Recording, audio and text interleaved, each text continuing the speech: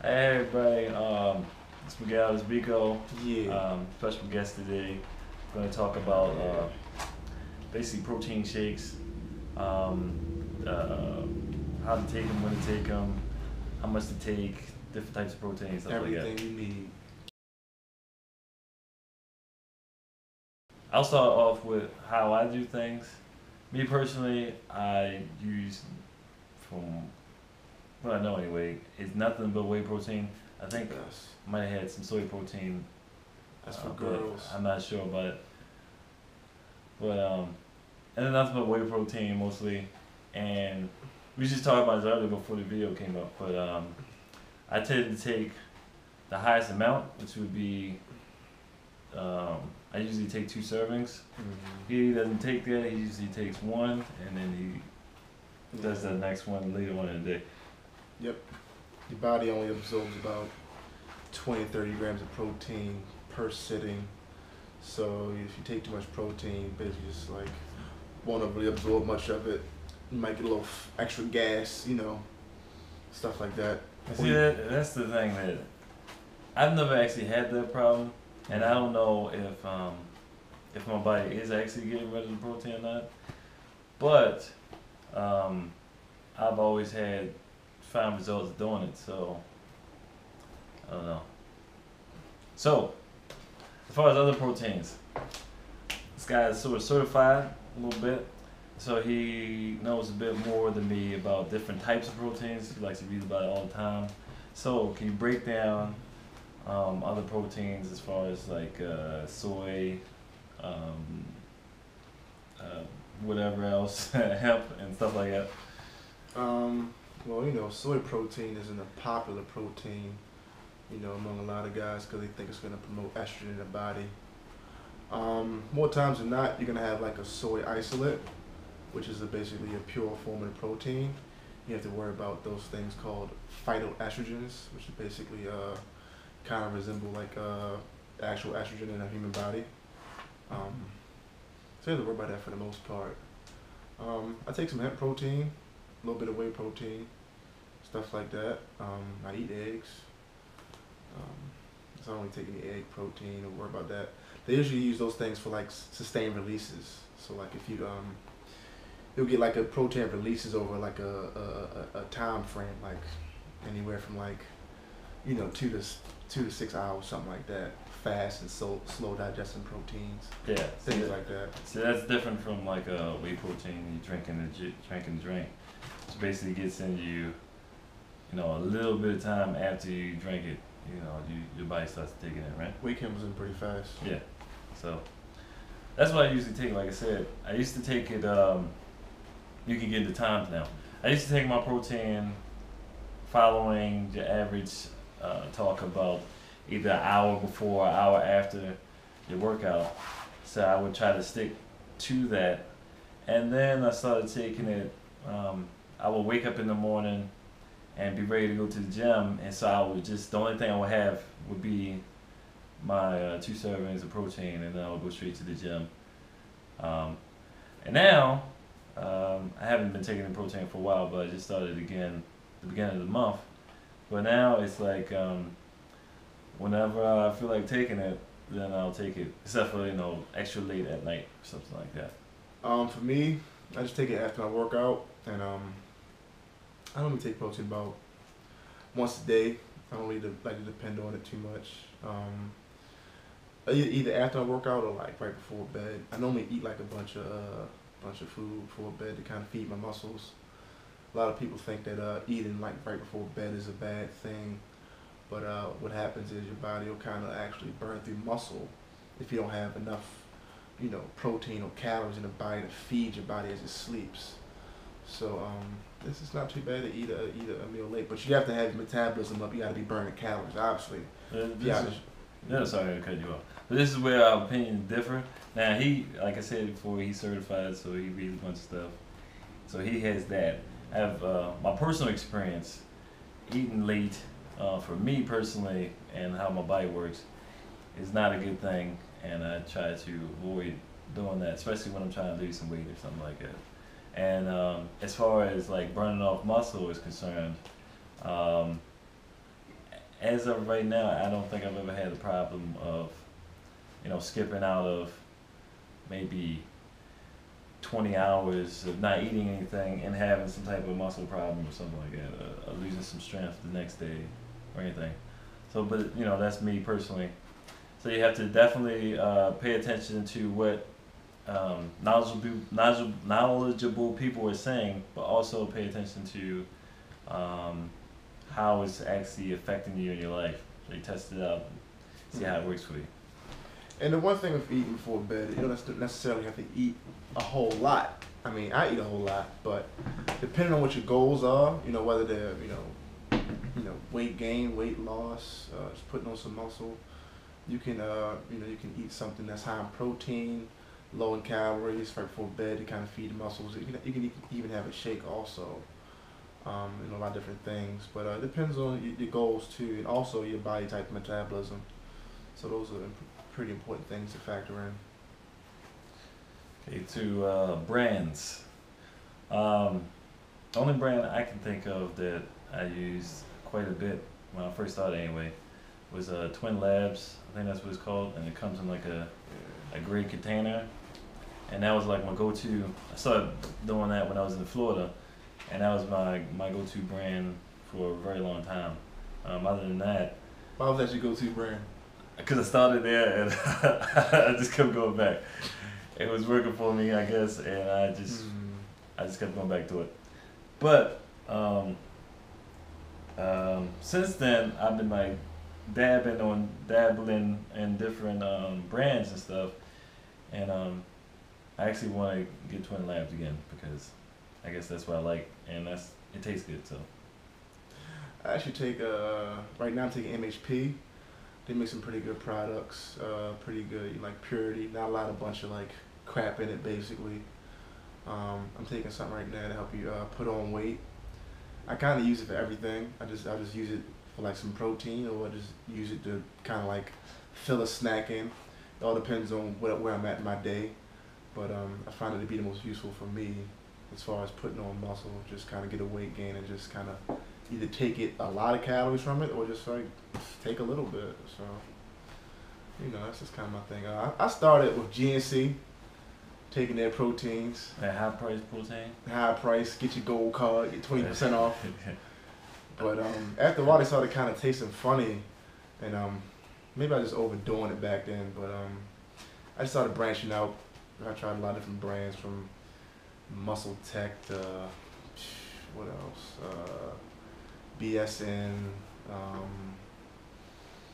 even like a lot of those like not so popular brands. Tried a few of those. I haven't tried Twin Labs protein, but yeah, stuff like that. Yeah, I most of that stuff he just named, I don't even know what they are. But I started with he started with GNC. I started with Vitamin Shop or Vitamin World, one or two. Shop. Vitamin Shop.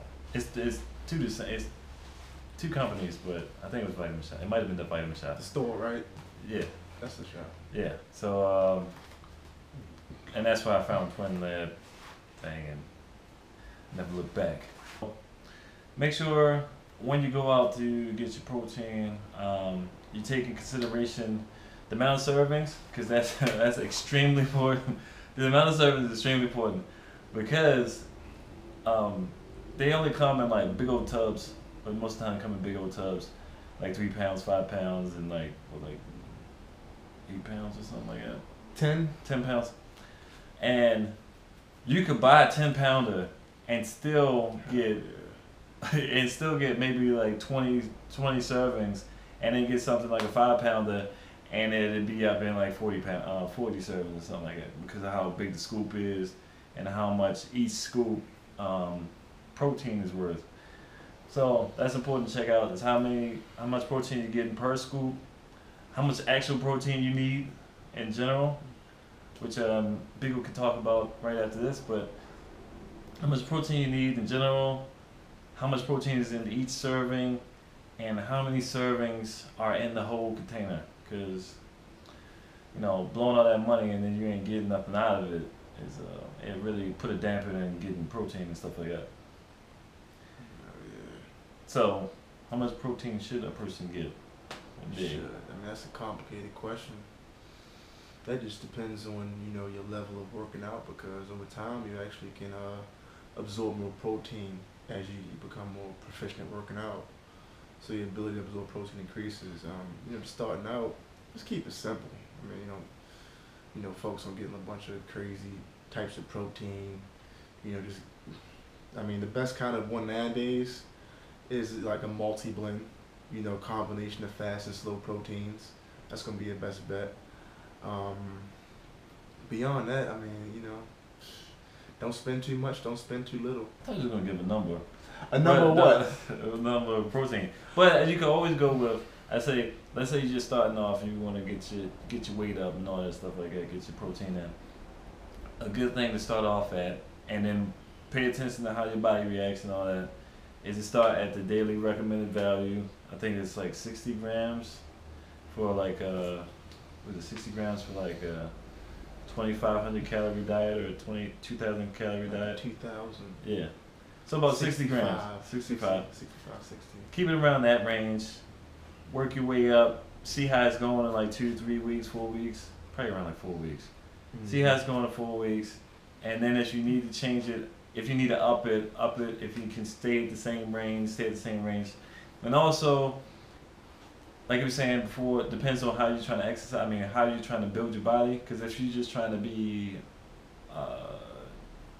sort of like a runner or a gymnast or something like that, you might not need as much protein as somebody, of course, that's going to be powerlifting or bodybuilding or I don't know, whatever.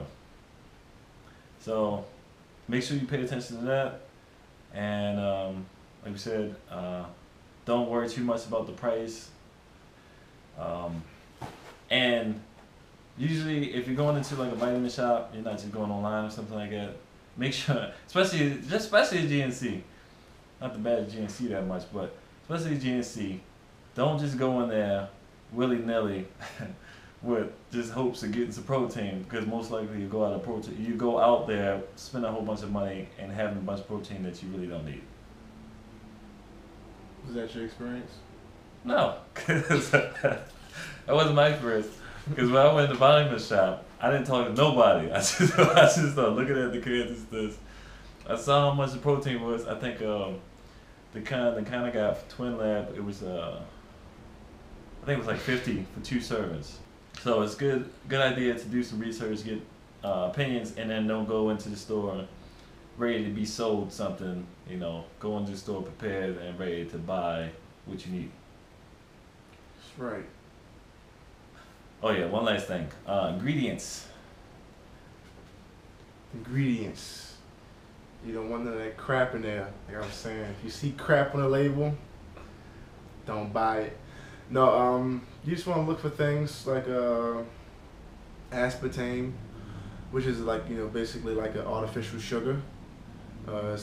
Long story short, it's bad for you.